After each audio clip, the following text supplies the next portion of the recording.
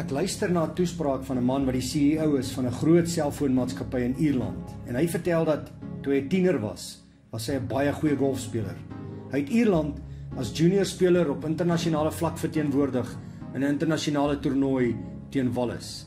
Die man sê sy claim to fame is dat hy op daardie toernooi teen 'n Ian Woosnam gespeel het. Nou Ian Woosnam het later as professionele golfspeler verskeie toernooie gewen en was vir 'n geruime tyd die wêreld se nommer 1 speler.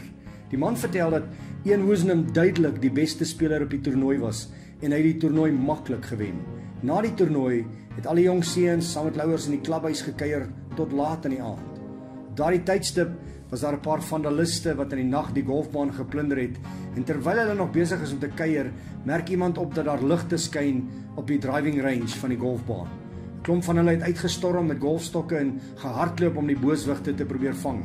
Toe hulle naderkom, sien hulle iemand is besig om golfballe te slaan op die driving range. Toe hy nog nader stap, sien hy dat dit een Woosnam is wat besig is om balle te slaan terwyl sy pa vir hom lig maak met die kar se ligte.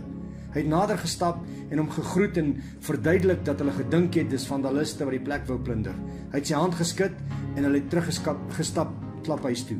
Toe hy sy hand skud, het hy gevoel dat Woosnam se hande sopnat is en hy het gereken dat dit sweet is. Toe hy by die klaphuis in die lig kom, sien hy dat sy hande vol bloed is. Dit was nie sweet op een Woosnam se hande nie. Hy het aangehou oefen ten spyte daarvan dat die bloed uit sy hande uitgeloop het.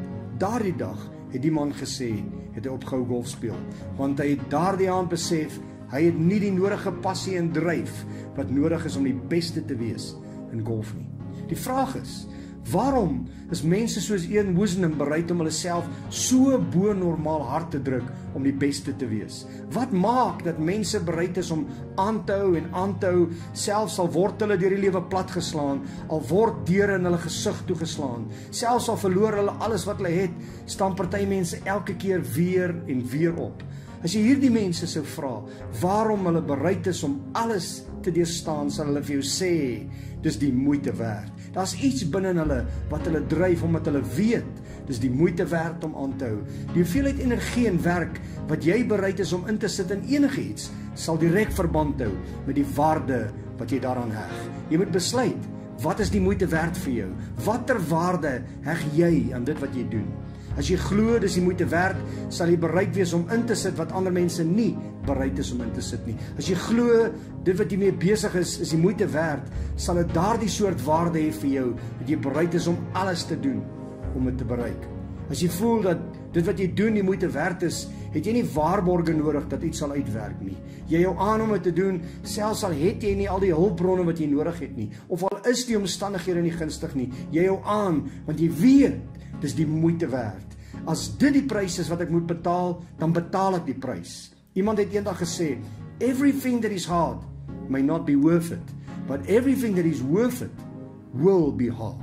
Wat maak dit die moeite werd vir hierdie mense? Daar's 'n vuur en 'n passie binne hulle, 'n absolute liefde vir dit wat hulle doen.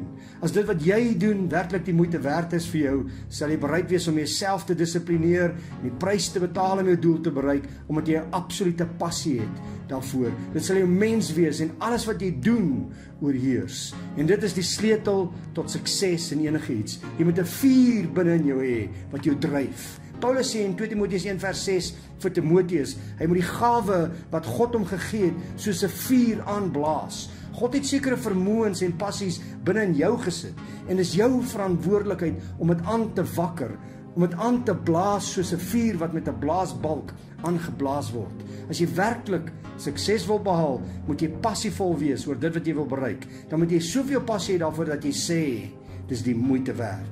Paulus is naas Jesus die belangrikste persoon in die Nuwe Testament. Hy het 2/3 van die Nuwe Testament geskryf, maar Paulus moes 'n ongelooflike groot hoeveelheid teestand en vervolging verdra vir dit waarvoor hy gestaan het.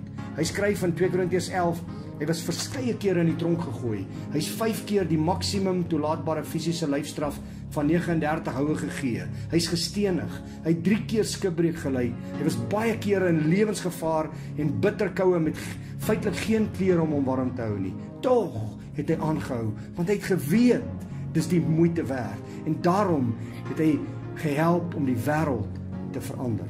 Al die mense wat die wêreld verander het, wat die wêreld 'n beter plek gemaak het, elkeen van hulle het iets binne in hulle gehad wat hulle gedryf het, wat die moeite werd was. Ek sluit af met nog 'n storie.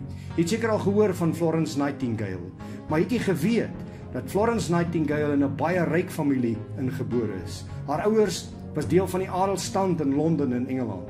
Sy was baie ongelukkig met die lewe wat sy en haar mense geleef het. Baie geld en die sosiale status wat hulle geniet het haar glad nie aangestaan nie. Haar begeerte was om mense te help. En sy het hierdie drang wat God binne haar geplaas het, aangeblaas soos 'n vuur. Haar begeerte was om 'n verpleegster te word. Haar ouers het haar verbied om 'n verpleegster te word, want hulle waardigheid sou aangetast word as sy so minderwaardige werk doen. Maar Florence Nightingale was bereid om verstoot te word deur haar familie en vriendekring, want daar was 'n passie wat binne in haar gebrand het. Haar familie het haar verstoot en gekritiseer, maar vir haar was dit die moeite werd. Florence Nightingale het die wêreld verander. Sy het jare later artikels geskryf en gepubliseer oor hoe hospitale suksesvol bestuur moet word. Sy het die geskiedenis van die mediese versorging en van die wêreld verander. Ten spyte van die groot prys wat sy bereid was om te betaal, sou sy enige dag uitgeroep het, dis die moeite werd.